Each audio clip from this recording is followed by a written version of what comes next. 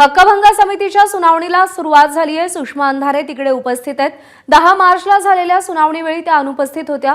उपमुख्यमंत्री एकनाथ शिंदेंबाबत कुणाल कामराच्या गाण्याला त्यांनी समर्थन दिलं होतं। विधान परिषदेत भाजप आमदार प्रवीण दरेकर यांनी हक्कभंग सादर केलेला होता। त्याच्या सुनावणीला सुरुवात झाली आहे। निलेश बुधावले आपले प्रतिनिधी आपल्याला अधिक अपडेट देतील। निलेश, सुनावणीला सुरुवात झाल्याचं कळतंय, काय अपडेट्स आहेत? प्रज्ञा, आतापर्यंत सुषमा अंधारे यांना आपलं जे लेखी म्हणणं आहे ते विधिमंडळाला कळवलं होतं। कुणाल कामरा यांना ज्या पद्धतीने विडंबन गीत केलं होतं आणि त्यानंतर प्रचंड प्रमाणामध्ये यावरून वादंग निर्माण झालं होतं। विधिमंडळातील सदस्यांचा हा अपमान आहे अशा पद्धतीचा ठपका ठेवत आज कुणाल कामरा आणि सुषमा अंधारे यांच्या विरोधात हक्कभंग समितीने हक्कभंग मांडण्यात आला होता आणि त्याची सुनावणी आता सुरू असल्याचं पाहायला मिळत आहे। मागच्या सुनावणीला सुषमा अंधारे आजारी असल्यामुळे आल्या नव्हत्या, आज मात्र त्या उपस्थित आहेत। मागच्या सुनावणीच्या वेळेस कुणाल कामरा यांना आपलं लेखी म्हणणं जे आहे किंवा आपली जी साक्ष आहे ती देखील आपलं जे म्हणणं आहे ते समितीसमोर मांडलेलं आहे।